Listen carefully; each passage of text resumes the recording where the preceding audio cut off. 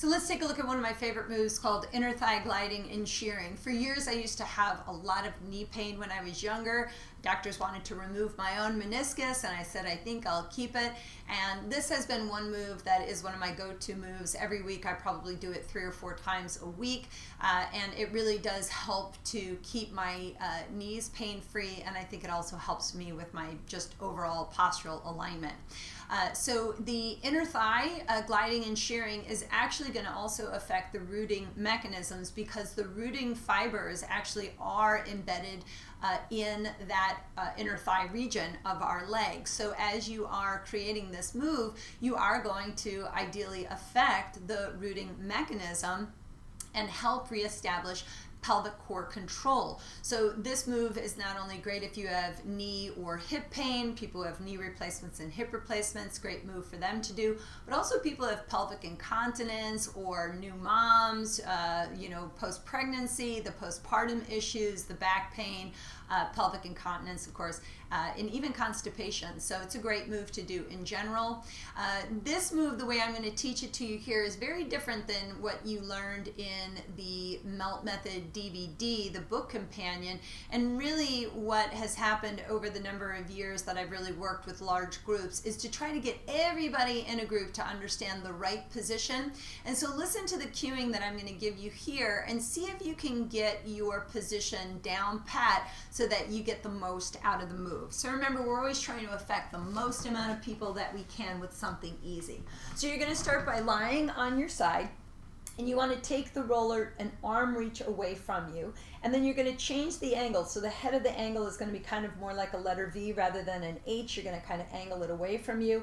And if you start with the bottom of the roller somewhere in your upper thigh as you reach, it should be in a great position for you to get started. And then you're going to go ahead and you're going to rest your thigh on the roller so that if you bend your knee, it's going to look like your knee is almost on the top of the roller. A lot of people start it way too high and they actually miss one of the most important areas, is just above the knee. And so you're going to have your the roller just set up right at the lowest part of the thigh. You're going to rest your head down, and you want to have your entire body move as a unit. So your hand's going to go to the ground, and you're going to let your whole torso fall forward and then push yourself back. So remember, when you do compression techniques, you want to stay as relaxed as possible to get the most out of the move. But if you find that keeping your thigh really relaxed as you start your glide, that it's really intense, you can always set your toes to the ground and just decompress some of the weight of your leg on the roller and control the movement a little bit more by just having your foot on the ground. So you are in control of how much pressure you're applying to your tissue, so be mindful of that as you start. And remember, gliding is an exploratory kind of a movement. It's a way to both prepare and explore the tissue for barriers or areas of thickening or stiffening. And so as you guys are moving around this area, try turning your toes down to the floor or out to the side to just kind of get through your inner thigh and the front of your thigh all at the same time. And then you want to find an area that feels like it's a little tender, and if you find one of those spots, we call those the barriers. Remember, you're going to meet the barrier. You're not going to land right on the most tender spot, and you're going to start your shear. Now, if as you bend and straighten your knee, you hear any clicking or it bothers your knee at all, just flex your ankle so that it helps the tracking of the knee from the femur to the tibial tendons. So you'll just kind of bend and straighten your knee 3 or 4 times, or you can do the rotational type of motion.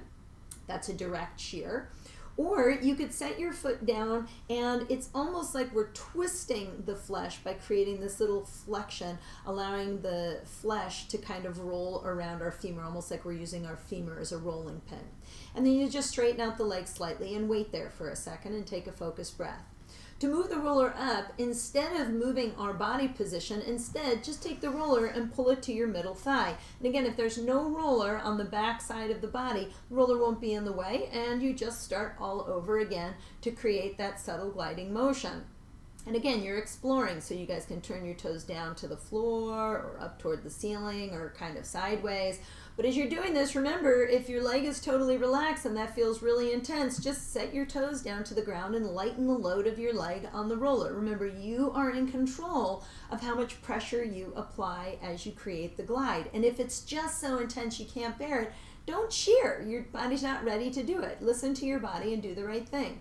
If you are going to try the shears, remember you've got the indirect shear, bending and straightening the knee. Feel free to flex your ankle to support that knee angle.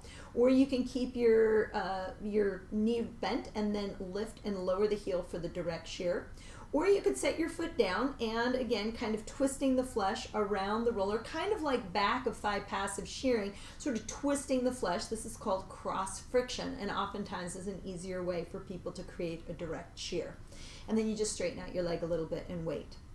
Now to get to the third area, same thing, you're just going to bring that roller up, and again, no roller on the back side. So if it feels like it's hitting your other leg, you just want to pull more roller toward the head side of your body, and you start all over again. And remember, you guys could kind of turn your toes down to the floor, get more to the front of your thigh or the inner thigh. Now, once you come up high here, you're mostly on your quadriceps anyway. The adductors actually travel more to the back of the leg. So don't worry about being right at your inner thigh, because when you do back of thigh passive shearing, you are also going to affect a little bit of the fascial fibers that invest your adductors, your inner thighs. So if you stay more to that front line anyway, you'll stay more to the rooted core. You're going to wait here, and same thing, bend and straighten your knee. Now look at how my knee can almost rest to the ground here. So if you have a long leg, feel free to just completely rest your knee down. Again, you could do your direct shear, or you could set your foot down and create that same twisting action. And then same thing, you'll just straighten out your leg and just wait there for a second. So let's try it on the other side, and I'll give you another angle so you can see what it looks like here. So again, you're going to take the roller and you're going to angle it away from you, and you're going to rest your knee right almost on top of the roller. So again, if I bend my knee, look at how it looks like my knee is almost on top of the roller. It's not way out here, but my kneecap is just barely on the rollers, just barely on the top of the roller. So again, if I straighten out, again, if that roller is angled, no roller on the other side, right? So it's very far away from my body. Top hand goes onto the floor, and same thing, I'm going to start to glide. So remember, if you feel like you're hitting your kneecap, it's a little bit too low, you want to feel like you can actually control and navigate. Remember, you could keep your foot on the floor to really help yourself to decompress some of the weight of your thigh if it feels like it's too intense for you to glide. Remember, listen to your body and explore the tissue. And if you're not ready to do the shear today, just come back and try it again another time. So again, to do the shears, you can bend and straighten your knee. Or you could lift and lower your heel. Or you could set your foot on the ground and again create that twisting effect. So you can see how I actually am just flexing at my hip to just sort of twist the flesh around the thigh bone. And then you're just going to wait there for a second and give the tissue a moment to adapt. And then again, if I just bring the roller up a little bit higher onto my inner thigh, same thing. I'm going to use my whole body to create that gliding motion, kind of keeping it in that same local area. Again, I could kind of turn my toes down to the floor and work a little bit on the front of my thigh without having to come up on my forearms like most people do on the front thigh. A little more advanced and tricky for people to do, but you can get on the front of your thigh here, which is also an upline, just by turning your toes more to the floor as you glide.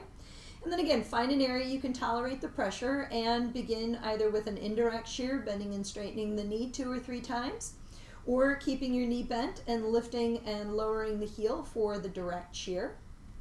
Or you can do another type of direct shear called cross friction, and again, just sort of twisting the flesh around the thigh bone. And then same thing, just wait there for a moment and give the tissue a moment to adapt. And then you guys will bring the roller up just a little bit higher onto your most upper part of your inner thigh, and you'll create that same gliding action. And again, explore the tissue. Turn your toes down to the floor. Don't be afraid to get on the front of your thigh on this one. Just get all over this whole region. And again, find an area you can tolerate compression, and then go ahead and try to bend and straighten your knee. And again, if you've got a long leg and you can rest your knee down to the ground, great. Don't think that you have to. And then lifting and lowering the heel. Or setting your foot to the ground and again creating that tight little twisting action for the cross friction, or another way to call it a direct shear. And then same thing, straighten out your leg and wait.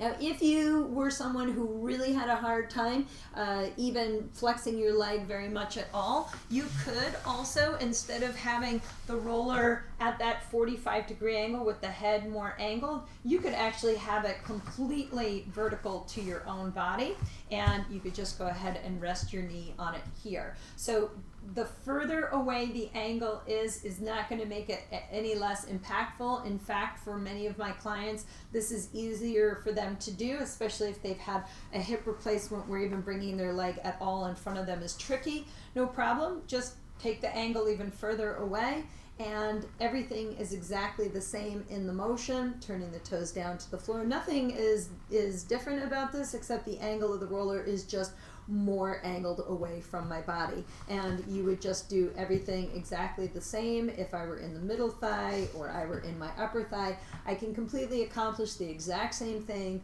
with that roller, just a little more angled away from me. It works just as well. So it really doesn't matter which way you want to keep the angle, just as long as the roller isn't all tied up here and you're looking like you're doing something like this. I see a lot of people lying down, their arms over on the other side of the roller. The roller's just in completely the wrong place. All the roller, that could actually be away from you is all jammed up into your body. Or I have people who do it here, and then if they try to angle the roller, then it's in they're hitting their leg, and they find all these crazy things to do. So just remember, there's no roller on the foot side, only on your side, and feel free to change the angle and make it even bigger for you if it helps you to navigate your body weight and allows your body to move. So just consider, before you do this one on your own, to just figure out what position works best for you. As a strategy, some people on the side of the leg that they're lying on, they feel like that leg is flipping on the floor. Just try to change that hip position a little bit and see if you can avoid that, or just take an extra mat or bolster underneath the side of your thighs so that you have a little more cushion if your fascia is that stiff. So don't be surprised if this one is challenging for you. It's challenging for most people. Just remember, slow down, pick 1, 2, or all 3 spots on your thigh, and use your foot if you need to on the floor. But remember, the more relaxed you can stay, the deeper the fascial fibers will be affected. You will get a lot more out of the move. So take your time, small local compression for the glide, explore that tissue, find your barriers, meet the barriers, and then create your shear force. Have fun with this one. I hope that this tutorial helps you to understand this move a little bit better as well. Happy melting.